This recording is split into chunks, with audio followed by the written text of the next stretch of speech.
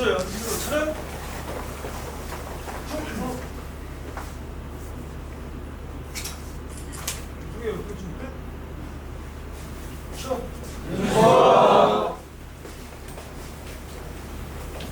예, 안녕하십니까. 지금 소개받은 세종대학교의 부사학과 이유지라고 합니다. 소개가 있었듯이 저는 원래 일본 사람이고요. 네, 35년 전에 한국에 왔습니다. 1988년입니다. 다 소개가 있었는데요. 한일 관계 연구를 위해서 왔습니다. 그 동기는 면성황후 시해 사건을 일본에서 알게 되어서 한일 관계 연구를 하고 싶어서였습니다. 일본에서는 과거의 한일 관계에 대한 그 역사를 거의 가르치지 않습니다. 그래서 저도 면성황후 시해 사건을 알게 되었을 때 상당히 충격을 받은 거죠. 입장 바꿔서 생각하면 일본의 황후를 외국 사람이 혹시나 살해하면 일본은 그러한 나라를 용서하는 데 대단히 어려울 것이다. 그렇게 느꼈기 때문에 한국 사람들이 일본에 대해서 느끼는 복잡한 심정을 조금 이해를 한 것 같았어요. 그래서 한일 관계를 연구하고 싶어서 한국에 오게 되었습니다. 일본에서는 그 공학계통의 학과였지만 금속공학이라고 아까 말씀하셨는데요.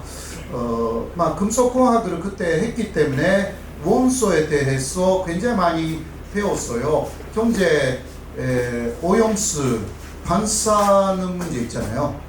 그게 원소를 잘 알아야 이해가 되거든요. 그러니까 그 옛날에 공부한 것도 지금 많이 도움이 되고 있습니다. 현재 그러한 문제를 이해하기 위해서요.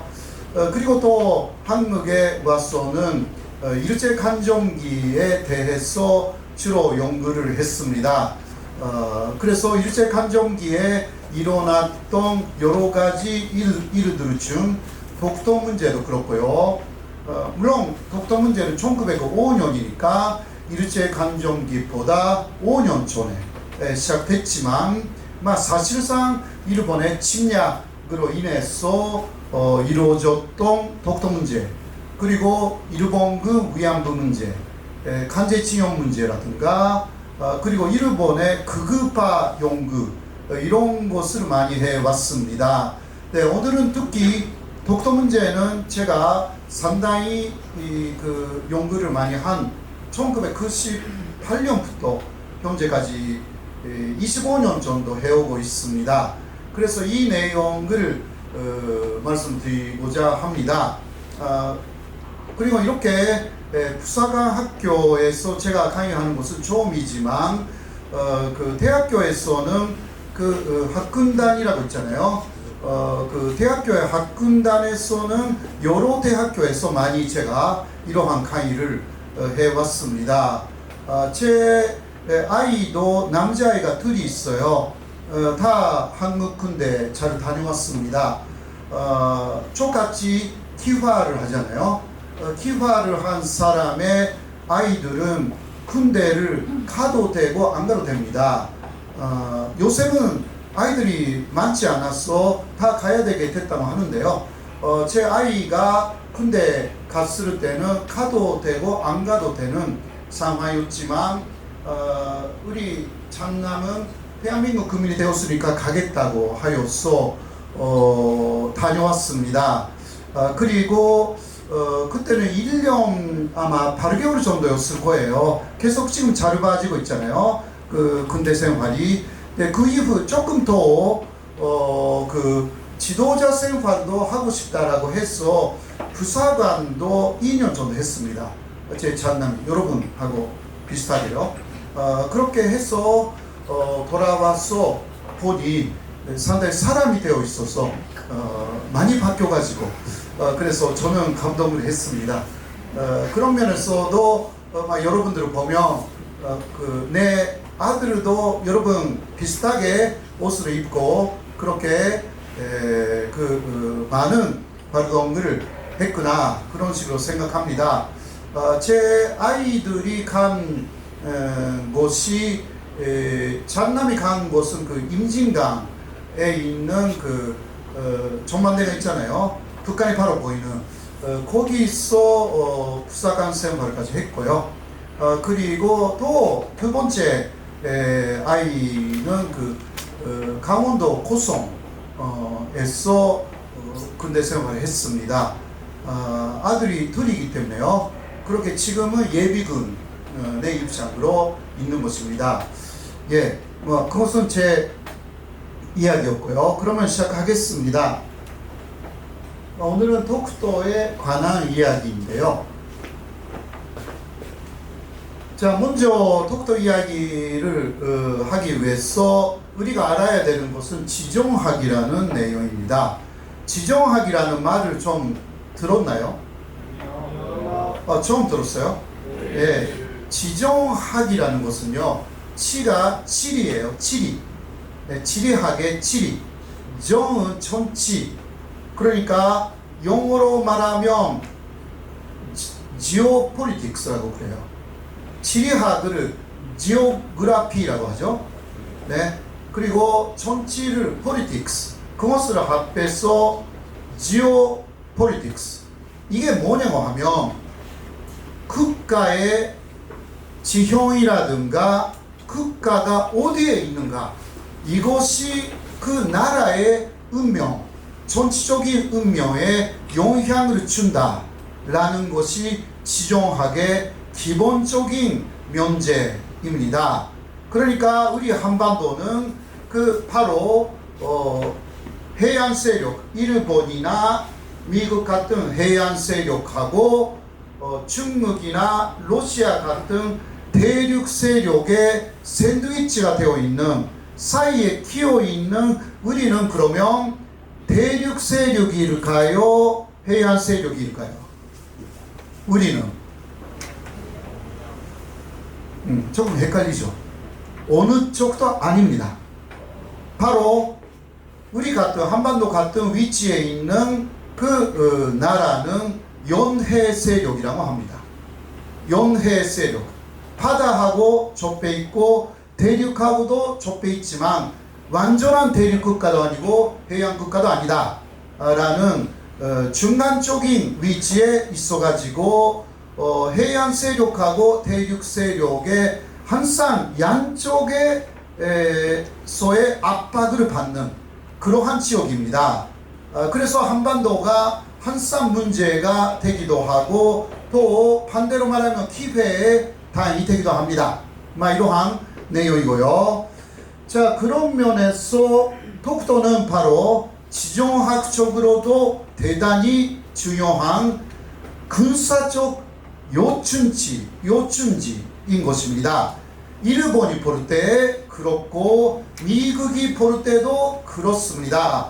반대로 말하면 북한이나 또 중국이나 그런 나라, 러시아도 마찬가지고요. 동해에 한가운데 있기 때문에 작지만 군사적 요충지로 보는 것입니다. 기지로 쓸 수가 있는 것이 독도의 작지만 굉장한 역사적인 사실입니다. 여러분들은 독도가 기지로 사용되었다라는 이야기는 오늘 처음으로 들을 수 있는 것 같아요. 자, 이 대륙 세력하고 해안 세력이 붙은 역사적인 전쟁은 많습니다. 그러나 우리가 잘 알고 있는 대표적인 전쟁은 로이르 전쟁이에요. 이런 거 기본적으로 배웠죠. 네. 러시아는 대륙 세력. 자, 일본은 해안 세력이에요. 일본뿐만이 아니라 그때 일본의 뒤에는 미국하고 영국이 있었습니다. 이것도 배웠죠. 네. 자, 그때 러시아가 남하하려고 했어요. 즉 거기에 영국이 굉장히 반대를 합니다. 먼 데 있는 영국이. 그러나 영국은 우리 고분도에 오기도 했잖아요. 그렇죠? 예, 영국은 세계 바다를 지배하고 있었기 때문에 러시아가 남하하여서 바다로 태평양으로 나가는 것을 엄청나게 경계하고 있었던 것입니다. 그래서 일본으로 내세워야 된다 라고 하여서 영일동맹을 그때 맺었습니다. 그리고 당시 미국의 대통령의 이름은 시오도아 루즈벨트입니다. 2차 세계대전 때 프랑클린 루즈벨트의 친척이에요. 그 형이라든가 그건 아니고요. 동일 인물도 아니고 그러나 같은 루즈벨트 가문의 대통령입니다. 이 시오도아 루즈벨트는 일본에게 약속합니다. 너희들이 싸워라 러시아하고. 미국은 싸울 수는 없다. 그러나 일본에게 모든 협력을 하겠다. 그렇게 약속을 합니다. 자, 그러한 가운데서 일본은 독도를 편입했습니다. 왜 편입했을까요? 독도를 왜 편입했을까요? 예. 바로 기지로 사용하기 위해서였습니다. 로일 전쟁 때 러시아의 발틱 함대하고 일본 해군이 싸웠습니다. 아시죠? 그 동해에서 몇 번 정도 싸웠을까요? 러시아 발틱 함대하고 당시의 일본 해군 몇 번 정도? 10번 정도 싸웠거든요. 근데 마지막에 그 전쟁 장소가 독도 앞바다였습니다. 10번째. 거기서 일본은 러시아 발틱 함대를 완전히 이겼습니다. 그래서 독도를 편입하는 이유가 독도의 만류라고 이해가 돼요. 그 감시대, 감시대를 세우고 어떻게 전쟁이 이루어지고 있는지 이것을 보고 일본에게 알리기 위해서였어요. 그리고 또 헤이조 케이블을 그때 갈았습니다. 독도하고 일본 사이에 헤이조 케이블. 왜? 당시는 무선이 없었어요. 휴대폰이 없었기 때문에 케이블을 갈아야만이 유선으로 전쟁 상황을 일본에 전달할 수가 있었기 때문입니다. 그래서 급하게 일본은 독도를 일본 영토로 하고 동해 해전을 치렀던 것입니다. 자, 이렇게 독도가 편입됐고요. 그리고 당시 카츠라 데프트 미리아디라고 알아요? 카츠라 데프트 미리아디. 많이 아직 모르는 아이들도 있죠. 학생들도 있을 거예요. 당시요 해양국가 미국하고 영국은 일본의 대한제국 지배를 수행합니다. 대신 미국의 필리핀 지배를 일본이 수행했습니다. 교차 수행. 그러니까 이때부터 당시 대한제국이 일본의 지배하에 들어가는 것은 결정됩니다. 이때 미리학이었습니다. 그게 카츠라 데프트 미리학. 그 미리학은 30년 정도 후에 미국이 문서를 비밀 문서였던 것을 공개함으로 인해서 세상에 알려줬습니다. 현재는 다 알고 있거든요. 그래서 그때는 대한제국이 강했어요? 약했어요? 약했어요. 그래서 그 약한 대한제국을 일본에게 맡기고 그렇게 하여서 러시아의 남하를 막겠다. 혹은 중국이 태평양에 나오는 것을 막겠다. 이런 식으로 되어서 결국은 대한제국이 침략이 됩니다. 일본 침략의 배후에는 사실 그러한 지정학적인 요소가 있었습니다. 지정학이라는 것은 또 말하면 해안 세력은 대륙으로 들어가려고 합니다. 대륙 세력은 바다로 나가려고 합니다. 그 중간에 위치하는 나라가 항상 문제가 되는 것입니다. 우리 같이 그게 연해 지대입니다. 독도는 그러한 삶 안에서 당시 일본에 의해서 편입된 것입니다. 일본 쪽에요. 자, 당시에 이 그림은 잘 봤죠? 네, 교과서에 있는 그림이에요. 자,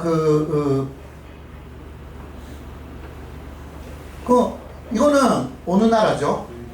일본이죠. 이거는 영국. 네, 영국이 그러니까 일본에게 싸워라, 싸워라. 러시아의 남하를 굉장히 싫어한 게 먼저 영국이었기 때문에 미국은 뒤에서 보고 있어요. 미국도 러시아가 태평양에 나가는 것은 싫어했어요. 왜냐하면 태평양을 지배하고 있는 나라가 당시는 영국, 지금은 미국이에요. 네. 바다를 지배하는 이게 해양 국가예요. 자, 이거 러시아이고요. 가운데에 대한제국이 있었다는 거죠, 사실.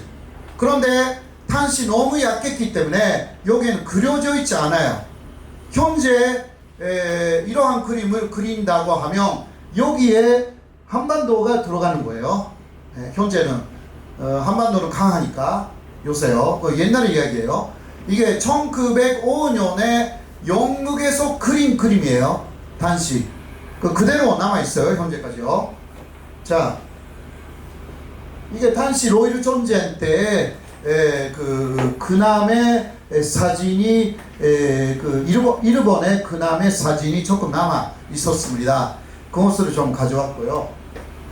자, 이거 뭐냐? 아까 조금 이야기한 헤이조 케이블을 갈았을 때 당시의 소르게도예요. 일본의 소르게도가 지금도 남아 있습니다.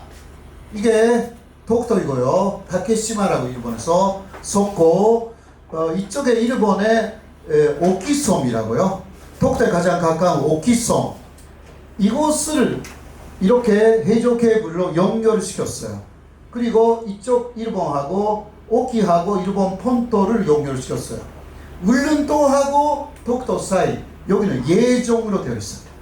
아직 가르지 않았습니다. 그렇게 하여서 전쟁 상황을 일본 쪽에 유선으로 알렸습니다. 자, 그때는 대대적인 콘사죠. 이거 하는 거 엄청난 콘사죠. 그렇죠?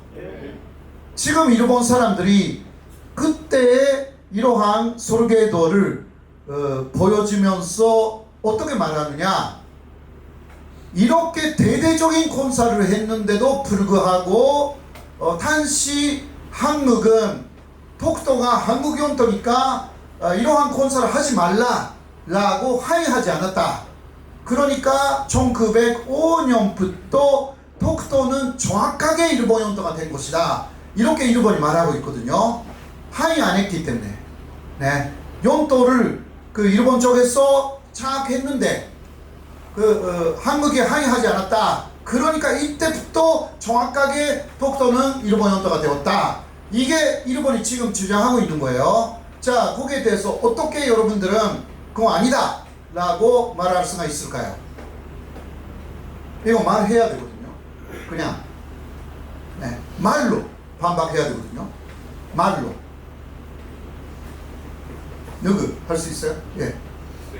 그 당시 한국은 약했기 때문에 일본한테 제국에게 외발을 못했다고. 예. 뭐 그것도 사실이지만, 그러나 말을 안 했다고 하면 하의를 안 했다. 그러니까 인정했다가 됩니다. 이게 한계가 있는 거예요. 당시 한국은 약했기 때문에 일본의 침략에 어떻게 저항하기가 어려웠다. 그런 식으로 많은 사람들이 알고 있어요. 그렇죠? 그러나 그것은 오히려 일본의 논리를 인정하는 꼴이 됩니다. 그때 이거는 우리는 약하니까 그냥 가져가. 그렇게 인정했다가 되는 거예요. 그러면 안 되죠. 안 되죠. 예. 그러니까 이러한 부분은 우리가 좀 더 공부를 하여서 일본 측에 절대 아니다 라는 것을 말로 설명할 수 있어야 되는 것입니다. 독도 문제라든가 모든 것에 있어서 말로 설명할 수 있어야 돼요. 그냥 주먹으로 라든가 감정적으로 이 외놈들아라든가 이러한 말로 끝내는 게 아니라 말로 네. 그때 항의하지 않았던 이유가 있다. 일본 사람들도 이해할 수 있게 그렇게 해야 되거든요. 자, 그것은 무엇이었을까? 이거예요. 네. 자, 1904년 2월 일본하고 당시 대한제국은 한일 의존서라는 것을 제기를 합니다. 그 제4조에 이렇게 나와 있었어요. 일본 정부는 목적을 달성하기 위해서 근력상 필요한 지점을 임시적으로 수용할 수 있다. 이게 대한제국에. 그러니까 일본이 필요하다. 정책을 하기 위해서. 당시 로유조 네. 하기 위해서 필요하다고 한국에 말하면 그곳을 독도 같은 데를 쓸 수가 있었던 것입니다. 이 조약으로. 이러한 조약이 있었기 때문에 한국은 항의할 수도 없었어요. 처음부터 이게 조약으로 그렇게 되어 있었고 그냥 조약이니까 약속으로 한 것이니까. 그런데 이 제3조에는요 제 앞에 제3조에는 이렇게 나와 있었거든요. 일본은 대한제국을 절대 침략하지 않겠다. 이렇게 나와 있었어요. 당시 고종은 그 말을 믿었던 거죠. 그거는 완전 거짓말이 되는 거예요. 그 다음에요. 그러나 이런 식으로 일본의 침략이라는 것은 그 조약을 만들어서 그 범위 안에서 그 조약 자체가 굉장히 문제가 있는 조약인데 당시 한국은 그러한 국제적인 부분을 잘 몰랐기 때문에 그것을 이용하면서 쭉 들어왔습니다. 네. 앞으로도 비슷한 것이고요. 국제조약, 국제법이라는 것을 잘 모르면 당하는 것입니다. 그건 어느 나라의 관계하고도 마찬가지입니다. 자, 그때는 이유가 있었어요. 네. 네, 이러한 내용. 자, 다음 가는데요. 자, 그거는 당시의 상황이었죠. 1905년쯤의 상황이었는데요. 자, 현재라기보다 1945년 이후의 상황으로 좀 갈 거예요. 이거는 현재. 네. 현재 동북아 전세가 많이 바뀌고 있잖아요.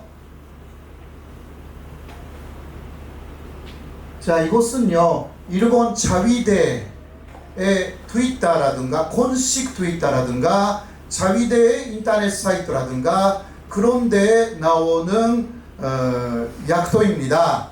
항상 독도를 일본 영토로 기재하고 있습니다. 그 사람들이. 네, 항상 독도를 일본 영토로 기재하고 있고요. 이거 뭐냐 하면 러시아하고 중국의 합동함대가 계속 일본 주변을 그렇게 돌고 있다라는 내용. 네. 현재도 러시아하고 중국의 합동함대가 움직이고 있어요. 일본 주변을. 네. 한국 주변이라기보다 일본 주변을 쭉 순회하고 있는 것입니다. 그래서 일본의 입장으로서는 굉장히 위기의식이 있죠. 그렇지 않습니까? 네. 자, 이 동해도 들어와요.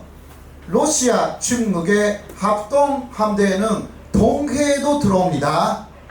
이것은 일본에서는 많은 보도가 되어 있는데 한국에서 거의 보도가 되어 있지 않아서 저는 의아하게 생각하는 거죠. 네, 동해에서 러시아, 중국의 활동이 굉장합니다. 네. 자, 이게 뭐냐고 하면, 네, 그 다음, 이게 다, 지난해 일본의 자위대가, 급반부죠. 사실, 방위성이라고 그래요, 일본에서요. 여기 한국의 급반부하고 똑같은, 거기서 내는 방위백서라고 있어요. 한국에서 급반백서라고 내는데, 비슷한 거거든요. 이게 지난해, 이것은 뭐냐, 독도 상공을, 네, 현재 러시아하고 중국의 전투기, 기타 비행기가 무단으로 지나가고 있다라는 내용을 보여주는 그러한 방위백서 내용입니다. 예, 한국에서도 이게 뉴스가 됐잖아요. 러시아 비행기가 독도 상공으로 지나갔다. 거기에 우리 한국군에서 사격을 했다. 네. 위협하기 위해서 나가라. 왜냐면 무단으로 독도 상공으로 지나가면 안 되거든요. 독도 상공은 한국의 어떤 구역이에요? 영공하고 조금 다른 개념이 있어가지고요. 방공 식별구역이라고 해요. 네, 방공이라고 해서 그것은 하늘을 치킨다라는 뜻의 방공 식별구역. 그것은 영공을 중심으로 만들어져 있어요. 영공보다 조금 넓어요. 그러나 그것은 나라마다 결정되어 있어가지고요. 독도 상공은 쉽게 말해서 독도가 한국 영토이기 때문에 이게 방공 식별구역 카디즈라고 그래요. KAIG. 네. 이게 1951년 4월 연합국이 독도가 한국 영토니까 한국의 상공을 한국의 하늘로 결정한 거예요. 네. 그것만 봐도 독도는 한국 영토다라고 할 수가 있는데, 그 방공 식별구역은 다른 나라는 무단으로 지나갈 수가 없어요. 네. 혹시 지나갈 때는 이쪽에 허가를 얻어야 돼. 그렇게 돼 있어요. 모든 민간 비행기도 마찬가지입니다. 한국의 방공 식별구역, 또 말하자면 독도 상공은 한국 곳이니까 거기 지나갈 때는 다른 나라의 모든 비행기는 한국 쪽에 허가를 얻어서 지나가게 돼 있어요. 일본 쪽에 방공 식별구역도 JADIS, JIIG라고 있거든요. 그거 지나갈 때는 이쪽에 허가를 얻어야 돼, 일본. 그러나 독도 상공은 한국의 허가를 얻어야 되는데 중국이나 러시아는 상관이 없이 왔다 갔다 해요. 네. 그러니까 우리가 나가라 라고 해서 사격을 하기도 했습니다. 한데요. 그건 뉴스에도 나왔어요.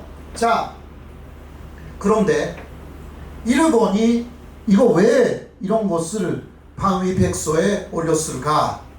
일본이 지금 이렇게 말하고 있어요. 독도는 일본 영토다. 그 사람들의 주장이잖아요. 그러니까 독도 상공에 러시아나 중국의 비행기가 나타나면 자위대기를 거기에 보내야 된다. 이런 말을 하고 있어요. 어떻게 돼요? 그럴 경우. 일본 비행기까지 와. 그러면 우리가 또 일본 비행기까지도 쫓아내야 돼. 그렇잖아요. 예. 그런데 독도는 일본이 말하기를 독도는 일본 영토다. 그러면 안 나가. 가장 최악의 경우는 상공에서 안 나가게 돼. 그 경우는 완전히 우리하고 붙게 되는 거예요. 우리도 비행기를 보내겠죠. 이거 독도 상공에서 곤준전이 일어날 가능성도 전혀 없는 게 아니에요. 자, 그것을 원하고 있는 것은 어느 나라죠? 일본입니다. 그렇게 되면 독도가 분쟁 지역이 되기 때문에, 분쟁 지역이 되면 독도는 어떻게 돼요? 국제사법재판소로 자동적으로 가게 됩니다. 일본이 원하는 건 그것입니다. 네. 우리는 지금 독도가 분쟁 지역이라고 말하고 있어요? 아니라고 말하고 있어요? 예, 아니죠. 독도는 한국의 고유 영토이기 때문에 분쟁 지역이 아니다. 그 경우는 국제사법재판소라든가 기타 일본하고 독도를 협의하거나 필요가 없어요. 분쟁 지역이 아니니까. 우리 영토니까. 예를 들면 여기, 여기 잔성이잖아요. 잔성이 일본 곳이에요? 한국 곳이에요? 한국어잖아. 그런데 일본 쪽에서 여기 분쟁 지역이다. 우리 여기 일본 곳이다. 라고 해서 한국 쪽에서 그렇다. 라고 해서 국제사법재판소 갈까요? 절대 그런 거 없잖아요. 마찬가지예요. 독도도 한국 곳이기 때문에 국제사법재판소 가는 것 자체가 이게 일본의 주장을 인정하는 셈이 되는 것입니다. 자, 아무튼 간에 일본은 이런 것도 연구하면서 한국하고 싸우게 되는 것을 원하고 있어요. 이거 알아야 돼요. 이런 거 다 일본은 전쟁을 엄청나게 했잖아요. 그죠? 그러니까 지금 한국군이 더 강하거든요. 특히 육군은, 일본의 육군이 굉장히 약해요. 일본 현재 자위대들은요, 우수한 사람도 없어요. 어디에도 가지 못한 사람이 가는 거예요. 마지막에. 그런 사람들이 많아요. 일본 자위대는. 그러니까 자위대에 들어갈 때 시험이 있잖아요. 이게 페이퍼 시험 0점이라도 상관이 없어. 체력이만 있으면 돼. 10kg 이상의 장비를 등에 업고 몇십 킬로 달릴 수 있는 체력이 요구되고 있습니다. 그러니까 문제가 되는 것은 미국하고 일본이 가끔 합동 연습하잖아요. 그쵸? 그때 뭐가 문제가 될 것 같아? 일본 애들이 영어를 못하는 거야. 공부 안 했기 때문에. 그런 사람들이 많이 가니까. 그래서 지금 미군이 일본어 공부하고 있어. 미군 쪽에서. 이거는 웃지 못하는 일본 자위대의 지리 조화예요. 조화 문제. 네, 여기는 여러분들을 비슷하게 교육을 엄청나게 하니까 다 우수한 거예요. 그렇지? 다 우수하지. 얼굴을 봐도 굉장히 우수하게 보여. 제가 봐도. 그게 중요한 거예요. 군인이 우수해야만이 이길 수가 있잖아. 이순신을 보세요. 어마어마하게 우수한 사람이었어요. 자, 이게 독도를 항상 이렇게 자위대에서는 일본 영토라고 그렇게 기재하고 있고 주장하고 있거든요. 그런 식으로 가르치고 있으면 어떻게 돼요? 독도를 갖다가 문제가 일어날 때 독도는 일본 곳이다 라고 해서 싸우게 되는 거예요. 그러니까 한국하고 일본의 군사동맹 이야기도 있잖아요. 그렇죠? 그러나 세계에서 보통 군사동맹이라고 할 때에 영토 문제가 있으면 절대 맺지 않습니다. 왜냐면 그 영토를 갖다가 동맹 맺어도 싸우니까. 이거는 동맹이 금방 깨지니까 동맹 맺기 이전에는 적어도 영토 문제는 해결해야 되는 거예요. 그러니까 일본이 한국하고 한일 군사동맹 맺고 싶으면 적어도 독도는 한국 영토라고 정확하게 인정해야 되는 거예요. 또 이쪽에서 그것을 요구해야 되는 거예요. 한국 쪽에서. 무슨 말인지 아시죠? 그것을 하지 않고 그냥 미국이 하라고 하니까 했다라든가 그러면 큰일 나는 것입니다. 문제가 일어나는 거예요. 일본은 그런 거 다 계산하고 있어요. 한국은 계산하지 않고 순진하니까 미국 쪽에서 하라고 했다. 일본도 협력할 것 같다. 우리도 하자. 그럼 바보하는 짓이라니까. 전쟁 어마어마하게 계산해서 해야 이길 수가 있는 거죠. 적을 알고 나를 알으면 백종해도 위태롭지 않다. 손자병법의 말은 잘 아시죠? 그러나 한국에서는 백전 뭐라고 그래요? 백승. 그렇죠? 백전백승. 그 말은 원래 없는 말이에요. 알고 있어요? 백전백승이라는 말은 원서, 중국의 손자병법의 원래의 원서에는 없는 말입니다. 한국에서만 있는 말이에요. 원래 있는 말은 백종해도 위대롭지 않다예요. 네, 백종 불패. 네, 불패가 아니에요. 그 뜻은 뭐냐? 백종해도 혹시 그러니까 패배하는 것도 인정하고 있어요. 손자병법. 죄송합니다. 뭐가 죄송해요? 그 패배해도 위대롭지 않게 패배한다. 이거예요. 그러니까 일본 사람들은 손자병법에 그런 말을 다 진리로 생각해요.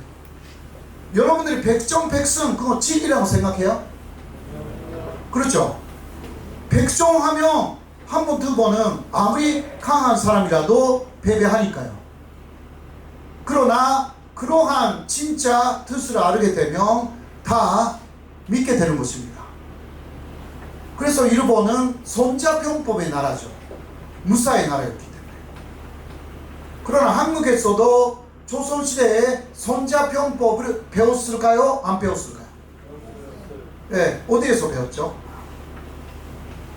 조선시대에. 누가 배웠어요? 예? 무가를 간 사람들. 네. 문과가 아니라, 그러니까 양반인데, 그 무인이 된 사람들은 시험에 손자병법이 있었어요. 그래서 이순신 같은 사람은 손자병법을 다 알고 그것을 실정한 사람이라니까. 그러나 조선시대의 중심은 문인이었기 때문에 그러한 손자병법 같은 것은 널리 보지지 않았을 뿐입니다. 그런 면에서는 일본보다 훨씬 손자병법을 습득한 사람의 대표가 이순신 같은 사람이었다라고 할 수가 있는 거죠. 자, 이게 뭐냐고 하면요, 일본 쪽의 위기를 보여주는 내용인데, 러시아의 세르게이 미로노프라는 하원의 부의장 현재요, 이 사람이 지난해 4월 1일에 말했습니다. 홋카이도는 러시아 것이다. 홋카이도는 어디에 있어요? 홋카이도는 일본 것이에요? 미국 것이에요? 일본 거잖아요.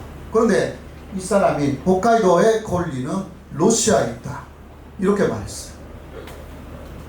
사실 19세기까지는 홋카이도는 어느 나라 땅도 아니었습니다. 일본이 19세기에 들어가가지고 개쪽을 한 거예요. 네. 그러니까 그 이전에는 러시아가 권리를 갖고 있었다. 홋카이도에 살고 있었던 아이누 민족은 러시아의 원주민이다. 그거 맞거든요. 러시아의 원주민. 사하린이나 감차카라든가 브라지보스토크에 살고 있는 현재의 러시아 쪽의 원주민하고 홋카이도의 원주민이 같대요. 자, 그런데 이러한 말이 나왔기 때문에 일본에서 난리가 났어요. 그리고 엊그제 9월 12일 며칠 전이죠. 네. 동방경제 포럼이 러시아에서 있었어요. 여기에 푸틴하고 김정은 위원장이 참가했어. 뉴스에 나왔지. 여기서도 러시아의 학자가 나와가지고 같은 이야기를 해. 홋카이도는 러시아 것이다. 이게 무슨 말일까요? 언젠가는 우크라이나처럼 홋카이도도 침공하겠다 이거야. 그때는 어떻게 하는지 알아요? 어떻게 하는지. 아이누 민족이 원래 러시아의 원주민이다. 그러니까 아이누 민족들이 러시아에게 우리를 살려달라 라고 말한다면 우리는 그 우크라이나처럼, 우크라이나 동부에 살고 있는 친 러시아계 사람들이 우리를 살려달라라고 해서 들어간 거거든요. 러시아 군대가. 그러한 수법을 사용하는 거예요. 그러니까 그럴 경우는 홋카이도에 들어가겠다. 왜 홋카이도가 필요하지? 러시아는 왜 홋카이도가 필요하죠? 예, 이거는 지정학이에요. 네, 지정학. 자, 대륙 세력은 해안 세력이 대륙을 해요. 자, 러시아의 약점은 바다로 나갈 수가 있는 항구가 거의 없다라는 거. 항상 얼어 있어. 그래서 오르지 않은 항구가 필요해. 그래서 홋카이도를 필요로 하는 것입니다. 2차 세계대전이 끝났을 때 당시 스탈린은 트루만에게 요구했습니다. 우리는 일본하고 싸워서 이겼다. 홋카이도를 달라. 그러나 스탈린은 그거는 절대 안 되겠다 라고 하여서 완전히 막아놨어요. 일본은 지형이 바로 중국이나 러시아가 바다로 나갈 수 없는 지형을 일본이 갖고 있는 거예요. 그러니까 그 일본을 지정학적으로 지켜야만이 미국도 지켜진다. 당시의 생각이었어요. 대신 한반도가 분단이 되죠. 네. 그러한 당시의 상황이 있어서 이거 다 지정학이에요. 그러니까 같은 지금도 하고 있어요. 또 하나 말할게요. 그린반도 어디에 있는지 알아요? 그린반도 우크라이나죠. 우크라이나의 가장 남쪽에 있지. 그것을 2014년에 어느 나라가 가져갔어? 러시아가 가져갔지. 왜 가져갔을까요? 목적은 바로 흑해에 나갈 수가 있는 오르지 않는 항구를 얻기 위해서. 이게 다 지정학이거든요.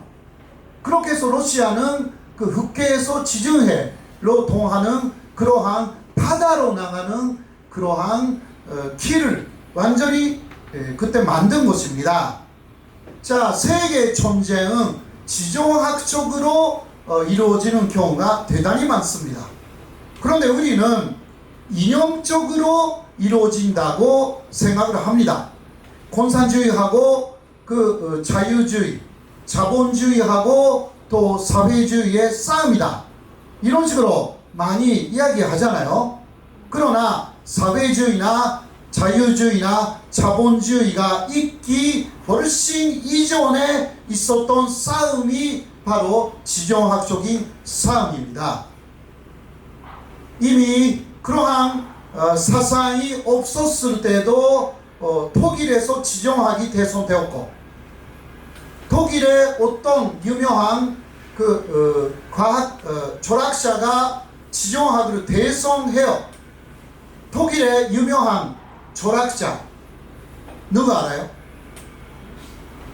독일 대단히 유명한 철학자, 모르는 사람이 없는 철학자예요. 칸트예요. 칸트 들었죠? 칸트가 18세기에 지정학을 세계에서 최초로 대승해요. 네. 그때는 굉장히 침략적인 논리였어요. 나라는 유기체다. 살아있는 생물이다. 그 나라는 영토, 땅을 먹고 성장한다. 완전한 침략을 정당화하는 논리로서 지정학이 시작됩니다. 그것이 그 다음에 미국으로 가서 영국으로 가서 더 발전해요. 네. 자, 이게 그러니까 이걸 듣고 있어가지고 어떻게 생각해요? 네. 굉장히 위기 의식을 갖게 됐죠. 그 이후 러시아는 그리리오르도, 이게 홋카이도의 위쪽에 있는 그리리오르도에서 미사일 발사 시험을 시작했어. 네. 이거 한국에서 보도가 되지 않습니다. 일본 쪽의 이야기라서. 그것도 이상하게. 이런 것은 보도해야 되는 거 아니에요? 그래서 현재 이것도 일본의 방위백서이지만 일본의 안보를 위협하는 3대 세력, 러시아, 북한, 중국이다.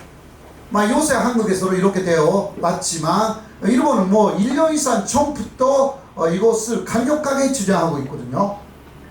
여기에 필요한 세력이 어디죠? 한국군이에요. 한국군.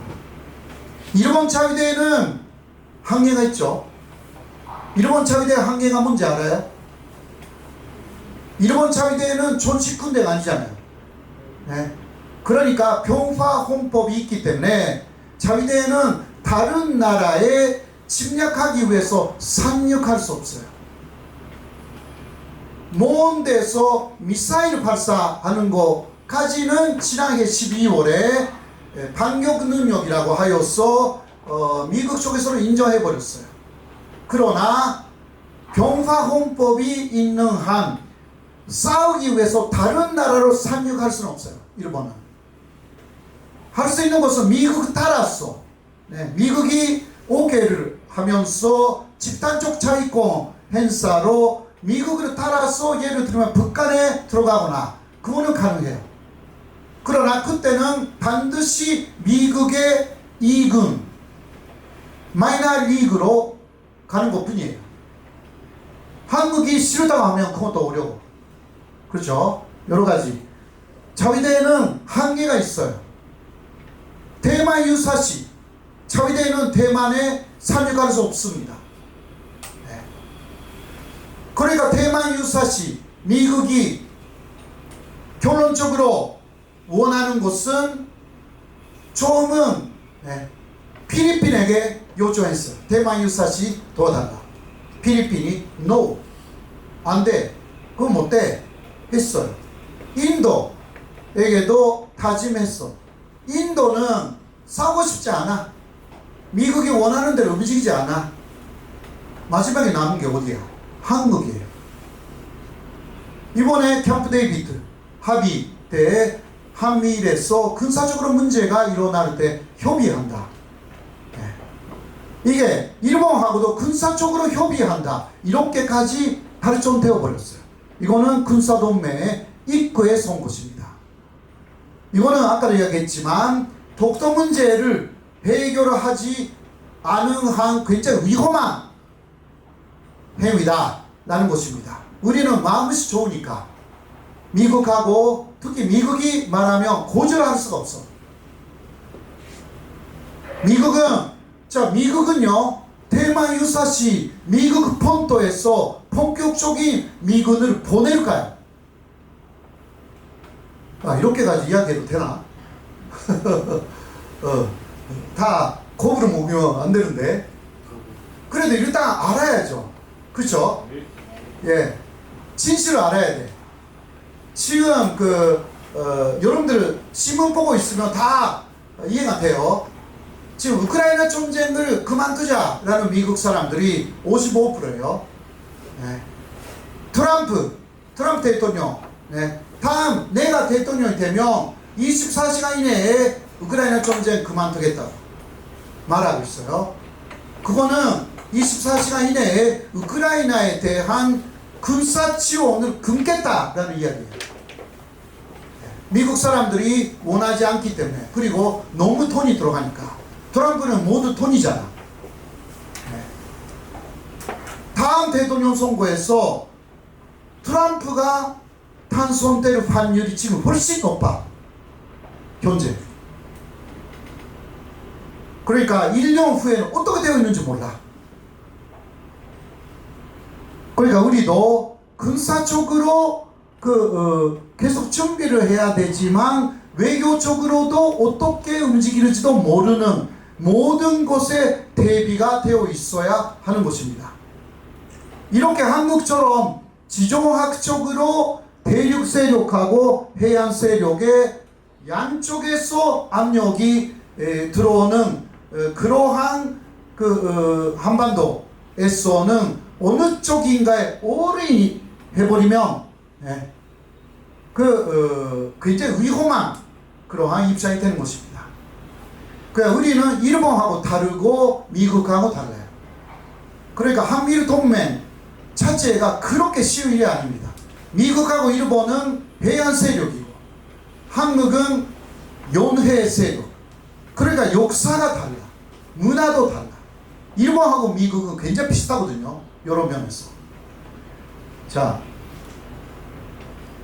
그래서 굳이 일본하고 똑같이 우리 가야 되겠다. 그거는 잘못된 생각이라니까요.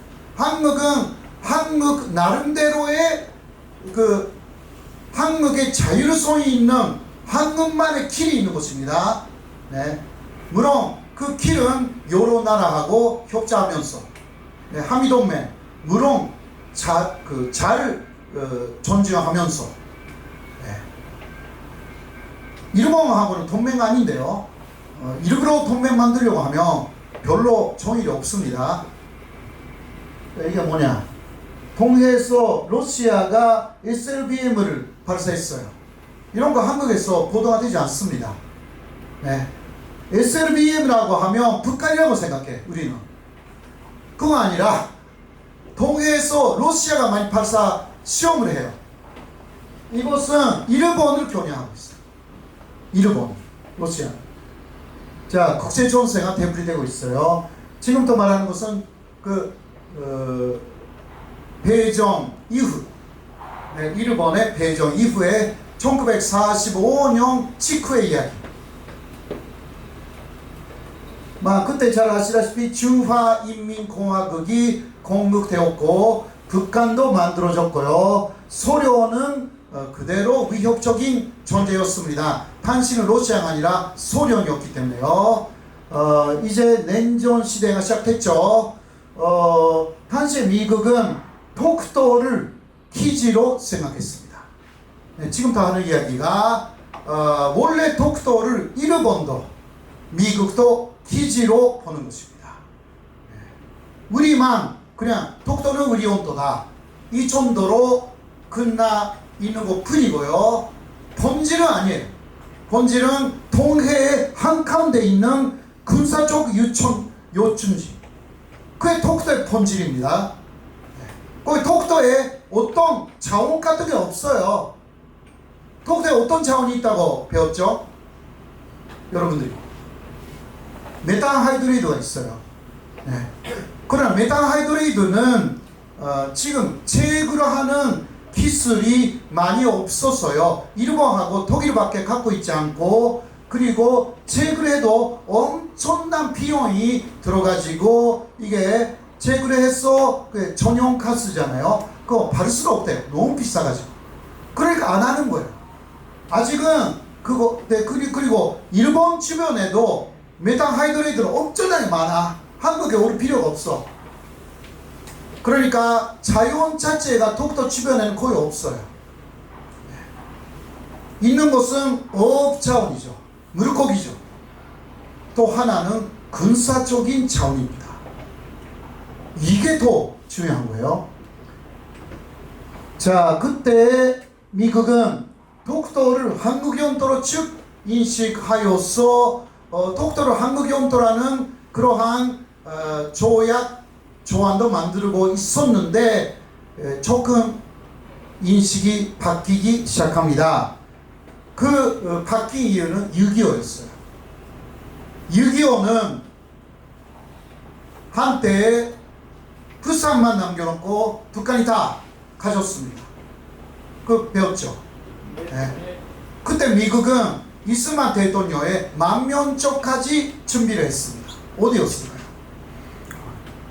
도쿄 메가도가 있는 도쿄 사령부였습니다. 그리고 미국은 그때 생각합니다.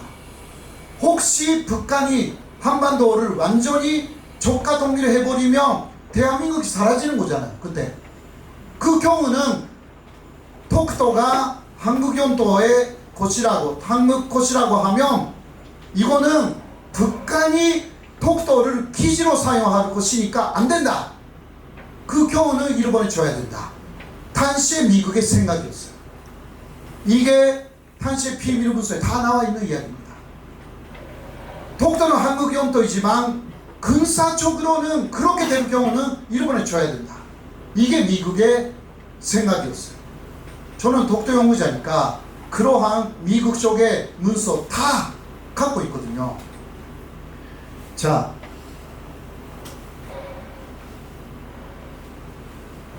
이 사람 누구냐? 일본에 가 있었던 위리엄 J. 시볼드라는 당시의 대사급 사람이었어요. 일본은 아직 독립국가 아니었기 때문에 7년간 연합국이 일본을 장악하고 있었거든요. 지배하고 있었기 때문에 아직 독립국가 아니었는데 대사급 사람을 보냈어요.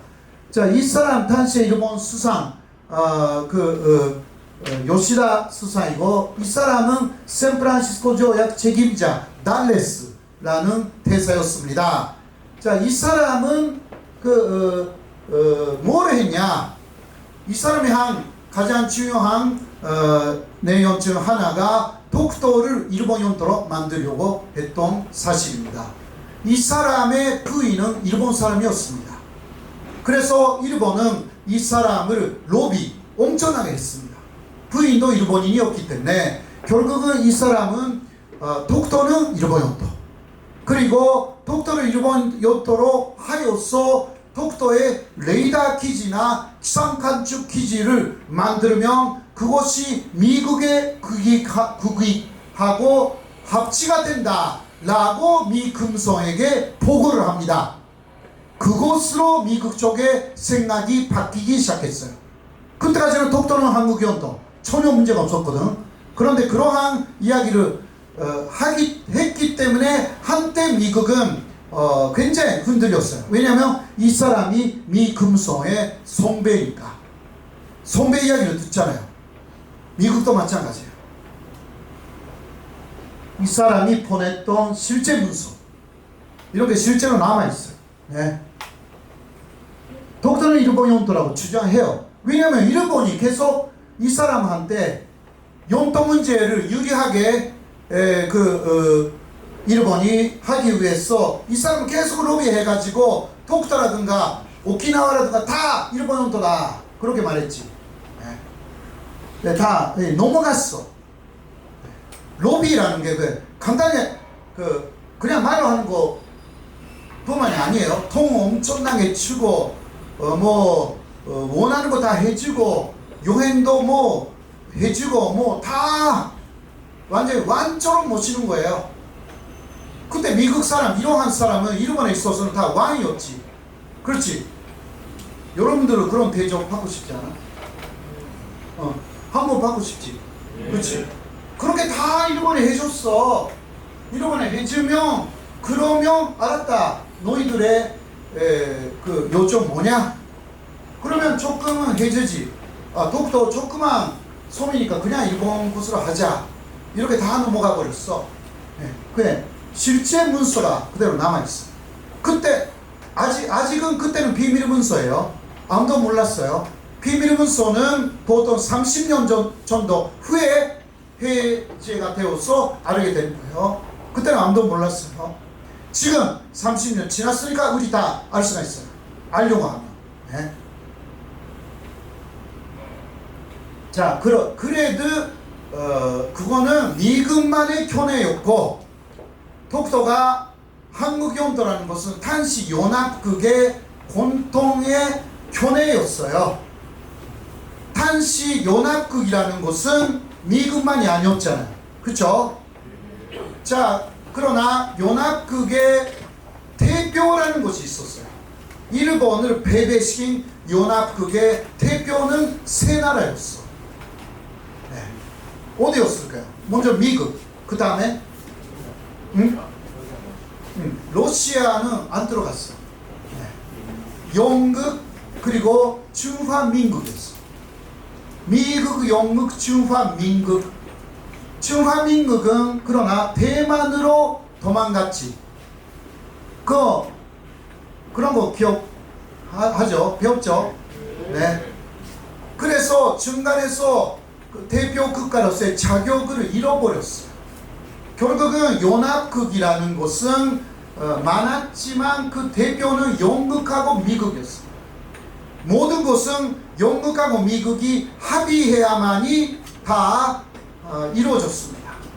그래서 결국은 미국은 이러한 상황에서 독도를 일본 영토로 해도 되는 거 아닌가 이러한 생각을 갖고 있었지만 영국이 확실하게 반대합니다.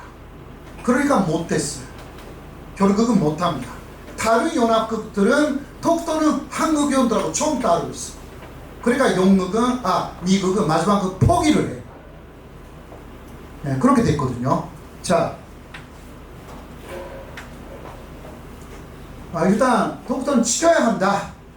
지정학적인 의미로서도 국경의 섬은 지켜야 한다는 거. 네, 독도는 한국 영토다. 그거만이면 안 된다. 국경에 있는 곳은 모든 타인이 문제가 돼요. 항상 어디든 어느 나라든 국경에 있는 곳들이 이게 그 이상한 분쟁에 말려 들어갈 가능성이 있기 때문에 국경에 존재하는 모든 타인은 지켜야 되는 거예요. 독도도 마찬가지고요. 자, 지금 시간이 어느 정도 됐는지 모르겠어요. 지금 3시 6분입니다. 4시. 3시. 3시. 네. 몇 시에 시작했죠? 2시 정도. 2시. 그러면 조금 할게요. 그래도 5분 정도 할게요. 대충 다 이야기를 했는데 이게 샌프란시스코 조약상 정확하게 독도가 한국 영토가 된 내용 일단 여러분들이 보셔야 되니까요. 자, 먼저 일본이 배정했을 때 연합국은 독도를 정확하게 한국 영토로 규정합니다. 이게 스카핀이라는 문서였어요. 연합국 재고사령관 지령문이에요. 그 스카핀 그렇게 말해요. 스카핀 677호로 독도는 여기 울른도 아래 타케시마 일본 이름이었지만 아직은요 독도라는 이름 몰랐어요. 그때는 연합국이. 그러나 한국 영토라고 그렇게 규정해요. 이게 토대가 되어서 샌프란시스코 조약이 만들어집니다. 그러니까 처음부터 독도는 한국 영토로 45년 이후는 그렇게 시작됐거든요. 이게 끝까지 안 바뀌어. 미국만 왔다 갔다 조금 했어. 일본에 로비 받아간 사람이 있었으니까. 자, 어려운 이야기는 좀 빼고요. 자, 샌프란시스코 조약의 마지막 조안은 영국 조안이 됐어요. 네, 영국 조안도 독도는 한국 영토였어요. 네, 이게 아까 스카핀하고 거의 비슷하죠. 스카핀의 문서하고요. 이 부분만 조금 일본에 돌려주자. 그렇게 또 이야기가 됐어요. 다른 스카핀으로 841호. 근데 영국 조안은 그러한 스카핀 문서를 정확하게 반영하여서 독도는 일본하고 분리시켜서 한국 영토로 되어 있었어요. 자, 그런데 일본이 이 손을 제거해달라 그러한 요구를 해요. 네. 그러나 독도에 대해서 어떤 말도 하지 않았습니다. 일본이 이때 이야기한 내용은 오키나와가 없으니까 좀 아쉽다라든가 이런 이야기만 했거든요. 오키나와는 72년에 일본에 다시 돌려줍니다. 그러나 탄시는 미국 영토가 됩니다. 네, 그러한 상황이었거든요. 독도에 대해서는 어떤 제재도 하지 않고 그냥 그 손을 좀 제거해달라 이렇게 말했어요. 자, 그때는 미국하고 영국이 이거 결정해야 되는데 그때 6.25도 일어나 있었고 51년 4월이니까요. 일본을 빨리 자유주의 진영으로 복귀시키고 싶었던 미국하고 영국은 부당한 요구가 없으니까 그냥 들어주자라고 해서 이러한 약도 자체를 없앴어요. 마지막 샌프란시스코 조약은 그냥 문장만으로 나옵니다. 그것을 11개 대표 국가가 승인하여서 샌프란시스코 조약은 결정됩니다. 자, 51년 9월 8일 샌프란시스코 캄파 조약이 조인이 되는데요. 자, 여기 보면 일본국은 이게 조선의 영토, 한국의 영토요. 일본국은 조선의 독립을 승인하여 제주도, 고문도 및 울릉도를 포함한 조선에 대한 모든 권리, 권한 및 종교권을 포기한다. 이렇게 나왔어요. 일본 주장이 뭐냐? 여기에 독도가 없지 않느냐? 이런 주장을 하고 있는 것입니다. 그러나 독도만한 섬은 조그만 섬은 다 제외한 거거든요. 대표적인 섬만 내세웠어요. 독도만한 섬은 한국에 3종개 정도 있습니다. 그런 거 모두 작은 섬은 빼고 대표적인 큰 섬만 기재하는 방식은 단축형 방식이라고 합니다. 그것을 쓴 것 뿐입니다. 그리고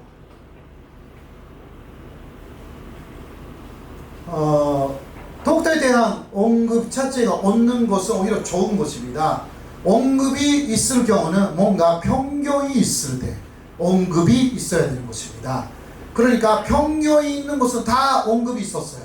그러나 편견이 없으니까, 편견 같은 게 없으니까 독도는 그대로다. 어디에서 그대로냐? 스카피 677호 그리고 841호 그리고 영국조항 그것을 그대로 계승했다 라는 것이 국제법의 해석입니다. 그래서 독도가 모두 다 한국 영토로 많은 나라도 알고 있는 거예요. 그거는 이러한 내용으로 알고 있습니다. 그런데 한국 사람이 처음부터 독도가 한국 영토라는 뭔가 박정희 있으면 좋겠다 그렇게 생각하잖아요. 네, 그러한 그 증거가 요새 발견됐습니다.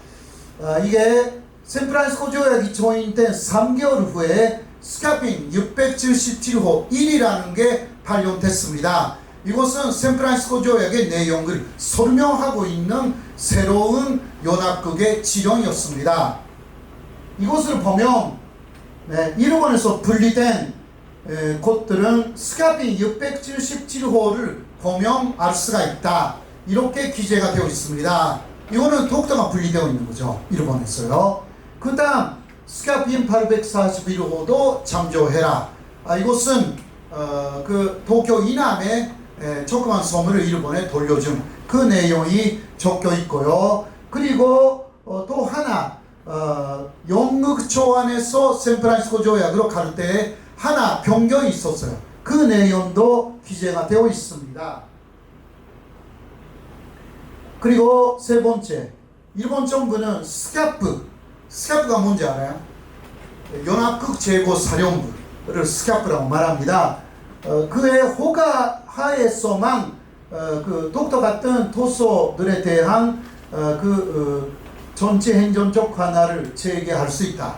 그러니까 스카프가 허가를 해야만이 독도를 다시 일본으로 복귀시킬 수도 있다. 이러한 내용이 들어가 있습니다. 그런데 스카프 연합국 재고사령부는 52년 4월 28일 해체됐습니다.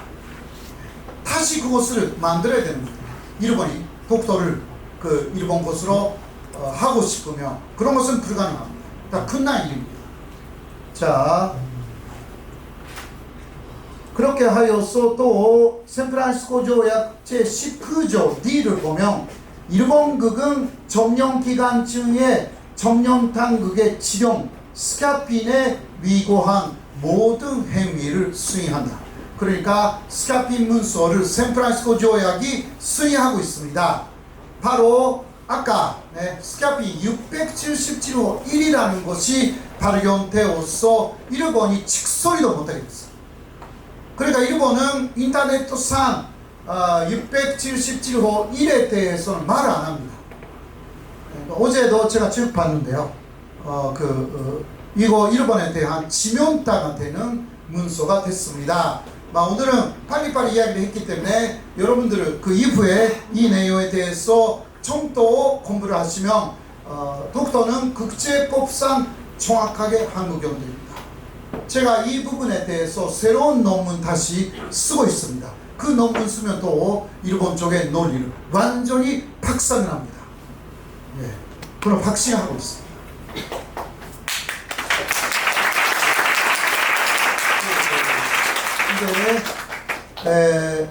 일본이 독립했을 때 마이니치신문이 이렇게 일본 영역도를 발표를 했는데요.